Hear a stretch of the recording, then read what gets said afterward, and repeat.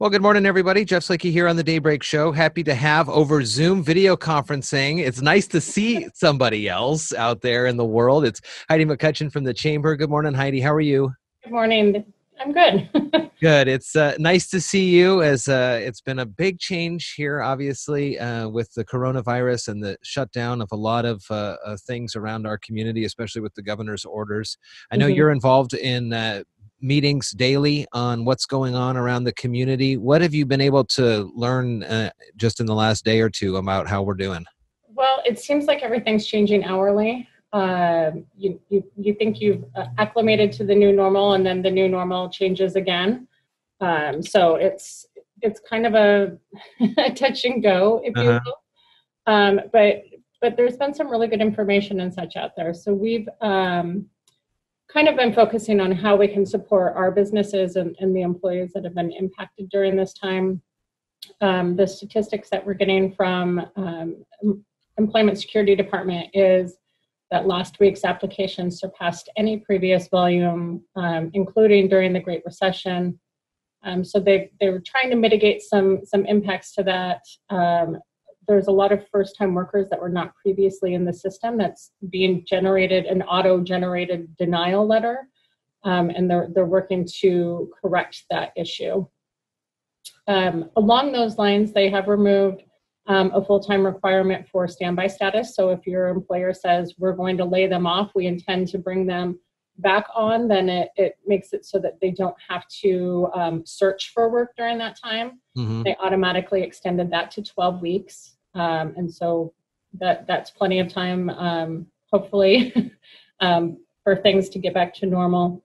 They've also waived the waiting week, so you don't have to spend a week off without pay before you can access those unemployment benefits. Again, they know that they're overloaded, that there's people being denied that should not be, but they're working to mitigate that, and they will retro that pay. So are the websites still all working as they are, or are those even starting to become overloaded? Are people able to get to the Employment Security's website and start the process?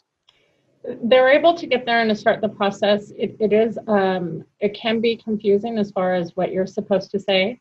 If you're laid off due to lack of work, then you need to put that.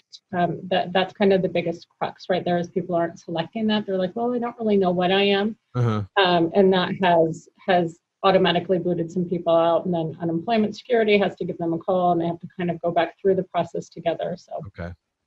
I've seen also a sheet floating around that talks about some of the ways that COVID-19 has impacted this, with the current law, with the unemployment law, and then kind of the expected rules. And there's a lot of different categories that are pretty unique to all these situations. Is that continued to be looked at by the state government, by the feds, or are we at a point now where what we're seeing is how people are going to apply for this moving forward? For unemployment, you mean? Yeah. There's no way to really tell because everything keeps changing. There's been some rumblings about, in addition to or instead of the cash surplus that they just worked on, what if they increase people's unemployment so they're getting closer to their full wage?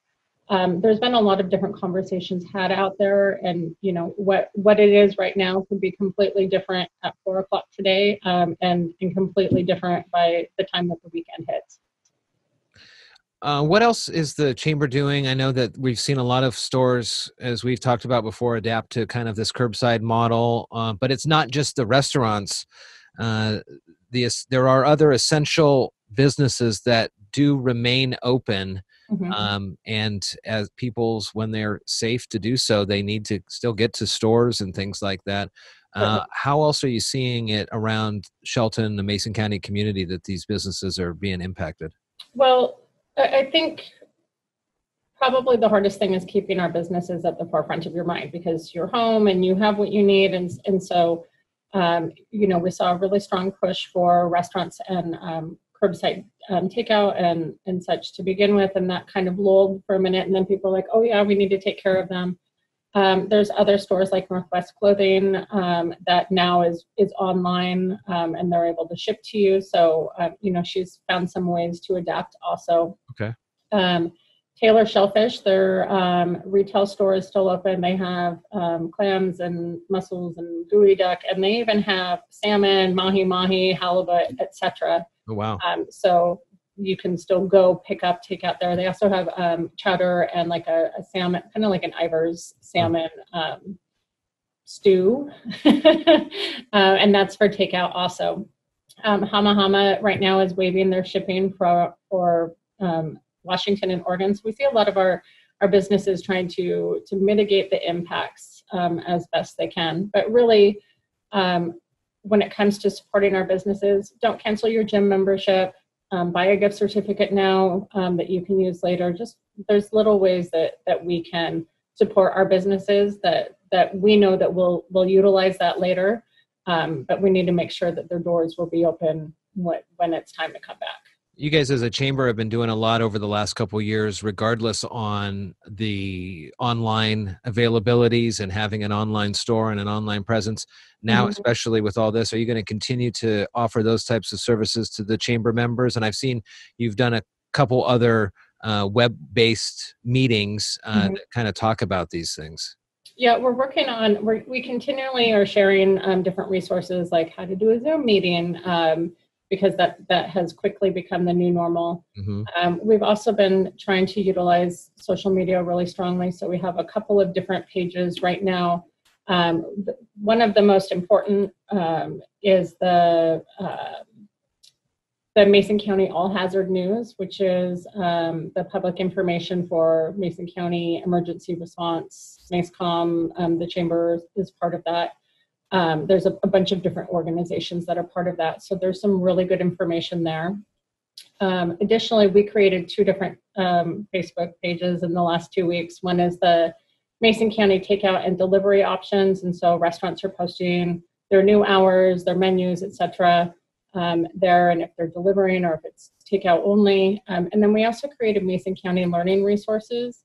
One of the things that we heard is with so many people working from home and the kids at home, a little bit of what are we going to do now? And so this was just another way that we could support workforce development and kind of take care of our members that are working from home. You can always visit the chamber's website at sheltonchamber.org. Make sure that's changed. Now it's masoncounty.com. Or I'm sorry, masonchamber.com. Oh, Lord. We got it.